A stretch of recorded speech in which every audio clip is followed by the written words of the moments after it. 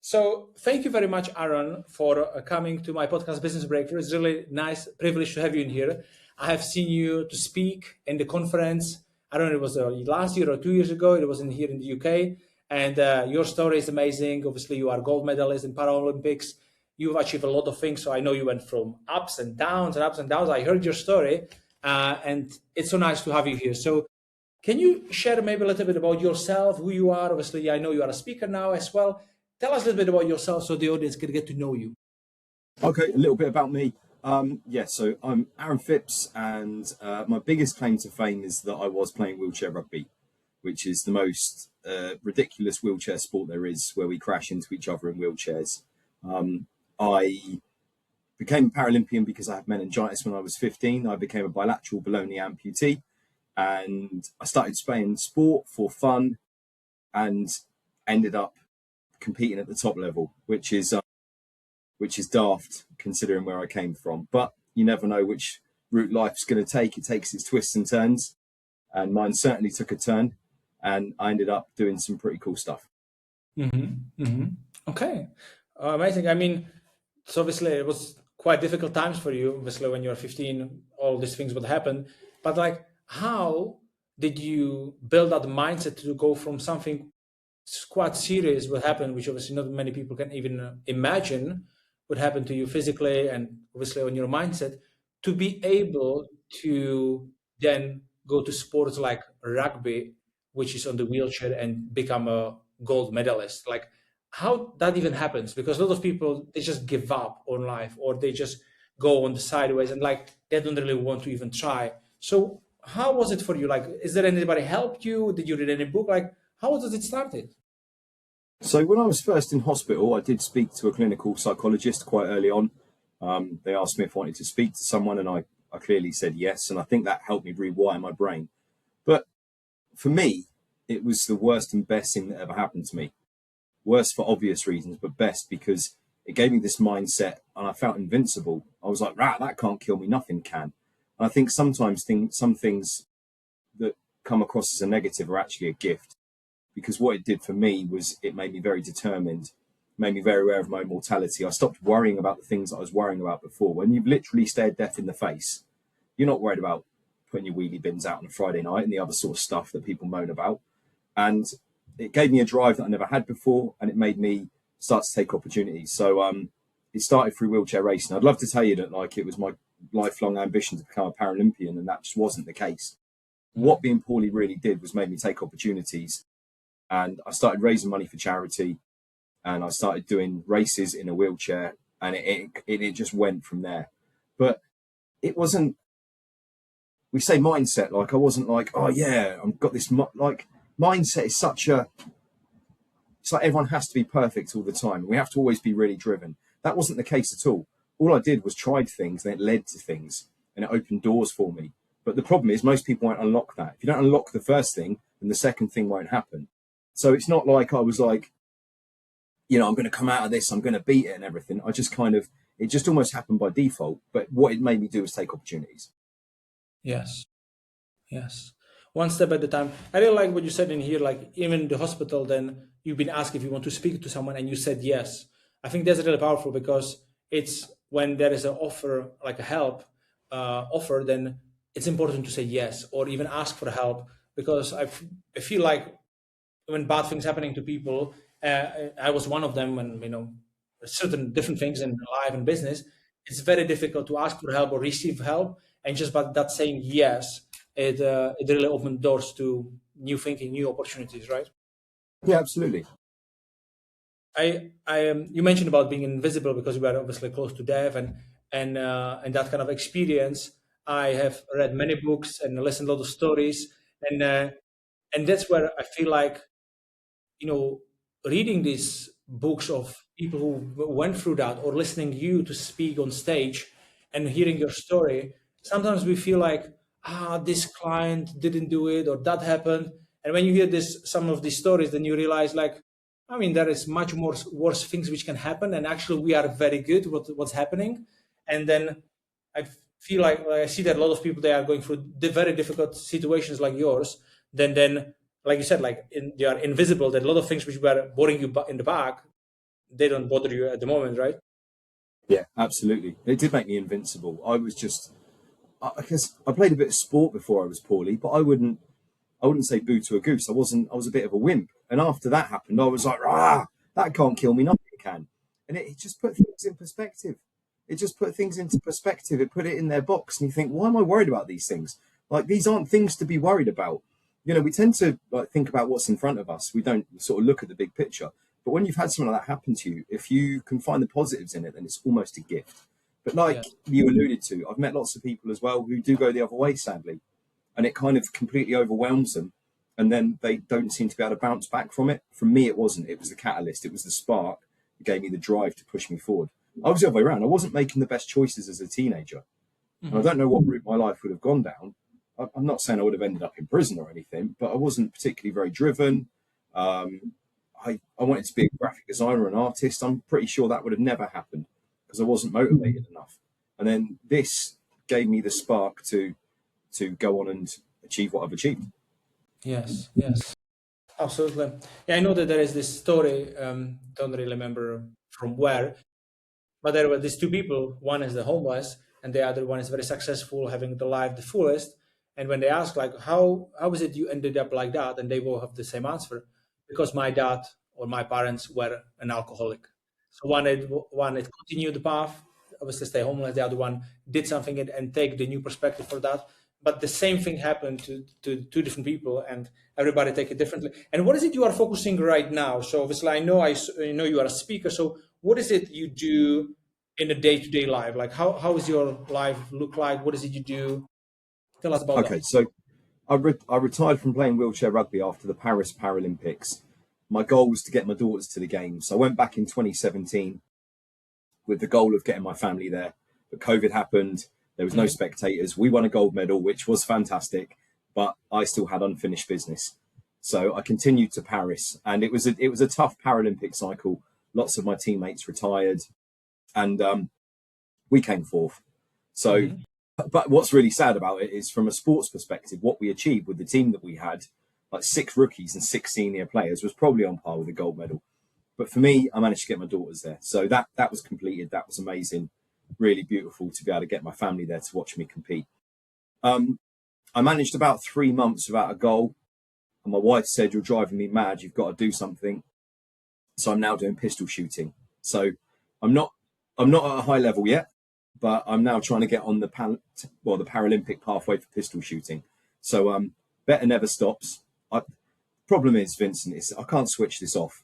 It's like a blessing and a curse. It's a blessing because it pushes me to do all these things, but it's a curse because I can't turn it off. I can never be settled.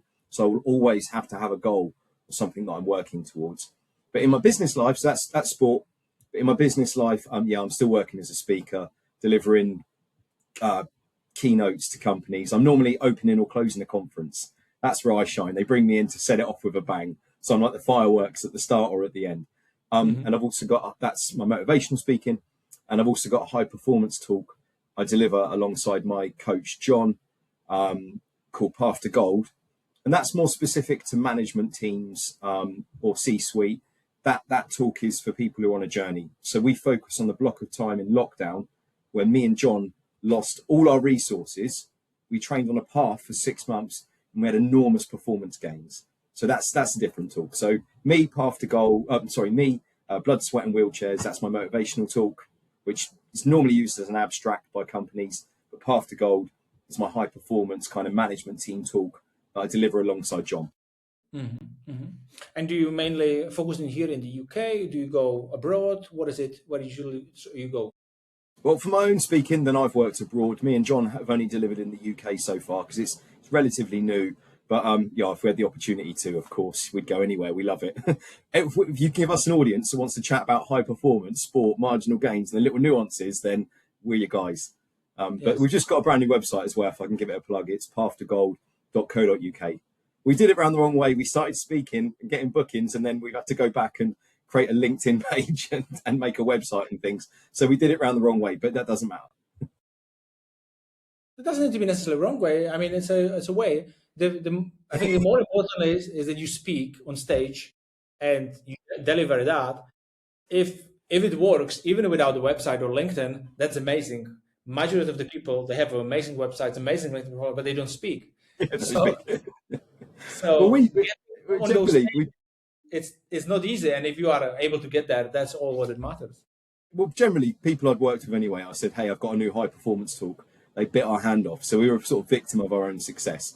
But it was bad when we were sending out inquiries and people go, where's your website? We go, we haven't got one yet, just because it was so new. But we were busy speaking and people were fair enough. So it doesn't matter. But we've got one now, pathtogold.co.uk. Amazing, amazing. So, okay, that's very good. Perfect. Thank you very much. I was actually speaking with someone, had another podcast earlier on today with a lady called Sharon, and she is somewhere close to London. And she mentioned that she's part of the group of C-suite, because you just mentioned C-suite, somewhere over there. And they meet, I don't know if they meet once a month, how often they meet and how long is the meeting for. But what she said, they are bringing a guest speakers for their, obviously, interaction to make it good.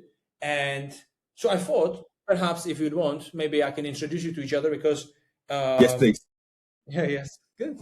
Good. Yeah, that'd be fantastic. Thank you. Yeah, I don't know if you're going to leave this bit in the podcast, but yeah, if you wouldn't mind referring me across, that'd be... This is how we make connections, and it's how it works, isn't it? So that's why that'd be fantastic. Thank you. That's why I do the podcast, because I meet a lot of people, interesting people. I can learn from them. I can meet them. And the best part is, because I made so many podcasts now, so I know so many people. I know so much things about so many people, and I'm just like, okay, who can benefit to each other, and just connecting people and seeing what can happen. And that's the power of relationships. And we had I don't know if have you been on the conference on the PSA last year? I didn't make last year because it fell on my daughter's birthday, so I didn't go. But I've been before. That's fine. And how old is your daughter, if I can ask? Oh yeah, she's 12. So it was 12th birthday. So yeah, because this is the problem when they have the conference at the same time each year. Because I've said this to them, this isn't fair for people who have significant, anniversaries, birthdays, dates on those dates. But this year it kind of moves. It flexes about a week this way and a week this way. So this year I'll be there. I've booked my tickets already. Yeah. Absolutely. No. Yeah, that's amazing. My daughter, she's just going to be 10. She's going to be turning 10. And the thing is, why I'm asking about the conference, because when we speak about the relationship, it's so powerful. Like last year in Telford, I met a guy called Larry Long Jr. He's a speaker from USA, and he never been in Scotland. So I invited him to come to Scotland to my mastermind, to play golf with me, and to deliver a keynote at the PSA Edinburgh. So we've done that yesterday.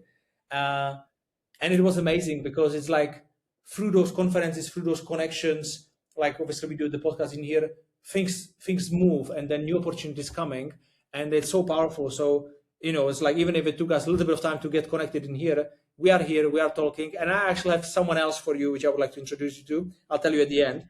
But tell me more about, like, you have one daughter. Do you have any other children, or just one? Yeah, I've got two girls. So I've got two girls. They're 12 and 14, and yeah, so it's very active in my house at the moment. It's from one day to the next. You just don't know what's going to happen. But I love it. I wouldn't change it, of course. But it is crazy here, absolutely crazy.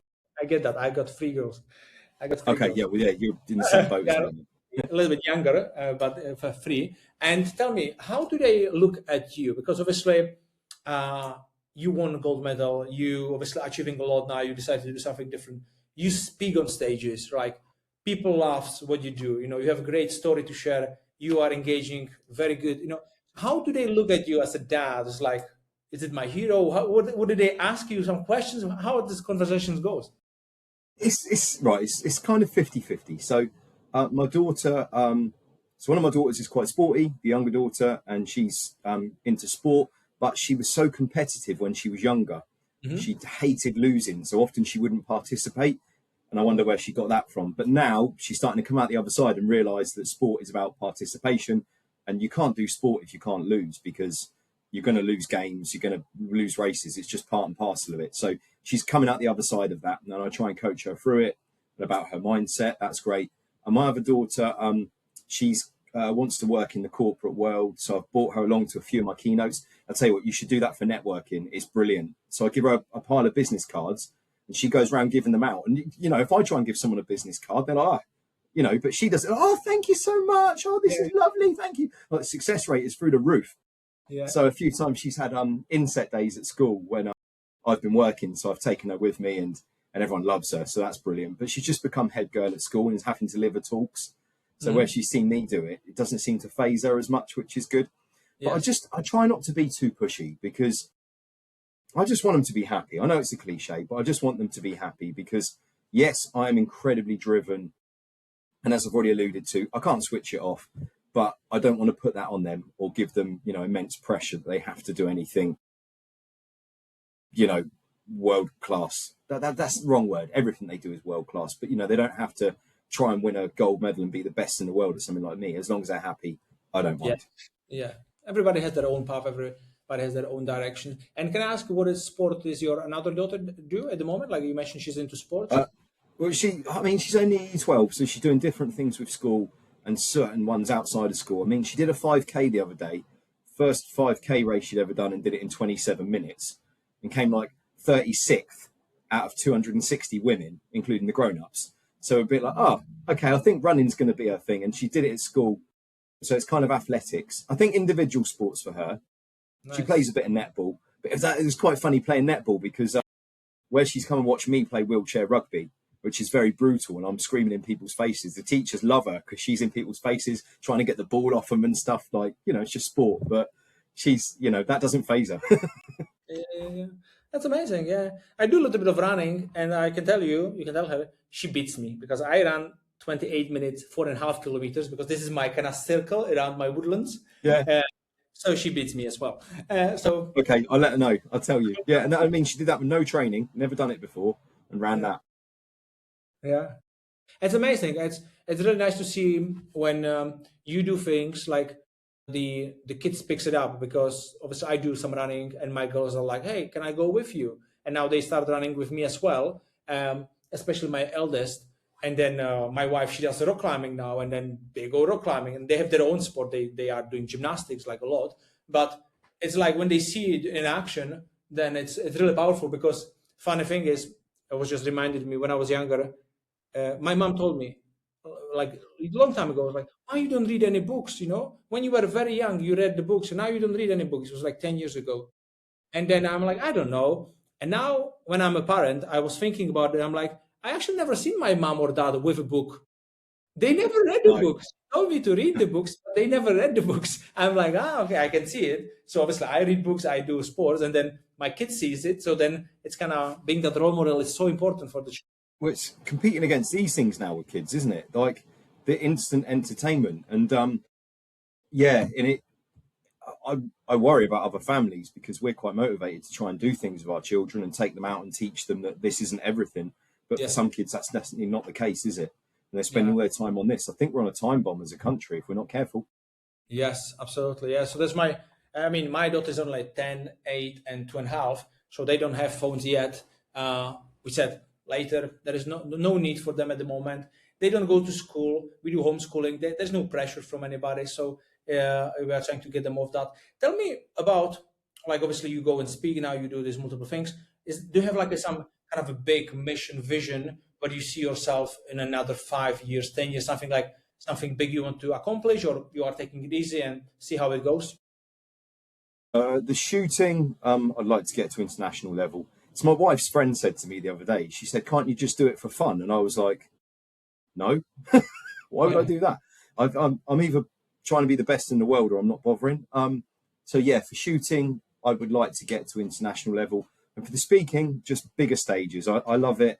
And it's definitely ramping up, but there's still those huge stages that I've not quite got to yet. So I think it's such a privileged position to be in, to be able to go and tell your story. I think a lot of people take it for granted. They don't give it the gravity it deserves. They turn up 20 minutes before they're going on and things, and that's not how I work. I'm very professional, never been late to a gig, would fly the day before if I can, etc. But I think this goes back to this. People are so busy. To get 40, 50 minutes of someone's time where they're just sat there listening to you is a privileged thing, especially now, to be able to do. So I want to make that as good as possible. And I also love performing. So I love delivering a keynote. What I really love is when you get like a sales team and you go in and they're like, they're really off with you, and they're sat there looking at you like, what's this going to be?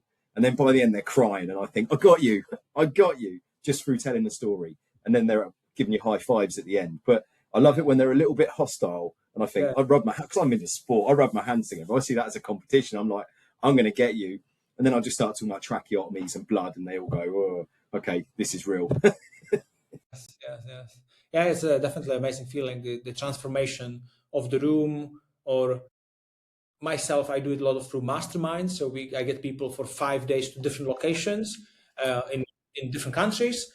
We just finished one last week in Scotland, before Romania, Poland. We go to Bulgaria in September, and it's like we got this new guy. He came from Birmingham. First time I saw him, and he came like hostile, he came from recommendation, but he wasn't sure what's happening. He didn't even know, because we usually, it's like, hey, show up 5 days, don't worry.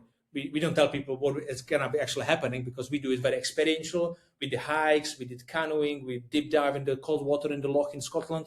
And he comes and he's like, what's going on? And at the end of the 5 days, he's like, wow, it's amazing. You already signed up to Bulgaria. But like that transformation, it's so powerful. And when you said, like, when somebody's a little bit hostile, it's funny to have that kind of a challenge with that person to see how it's going to work, because you never know how it's going to work out. But it usually does.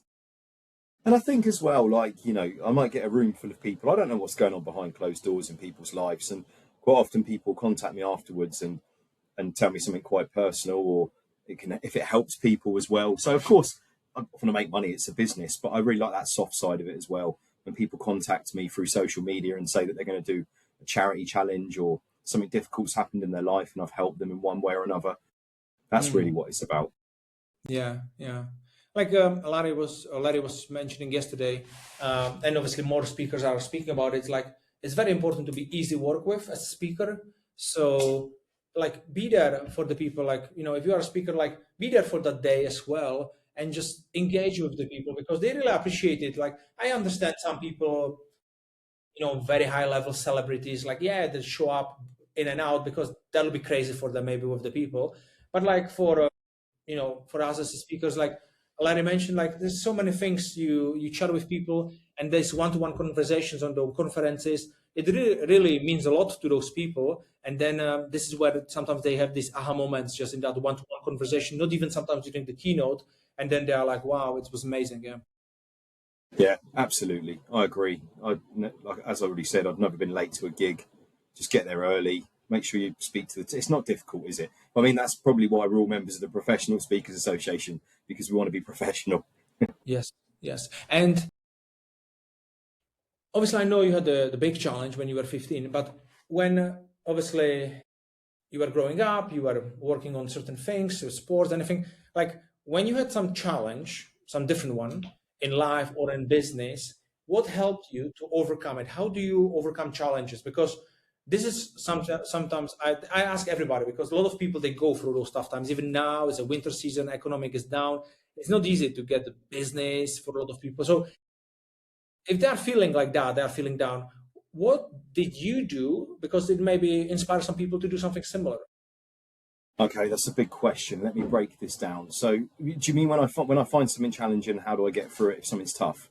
Yes. Okay, so let's talk about this from a few different angles. All right, I'm going to go think about sports. The first thing is, when we were athletes, we were the product.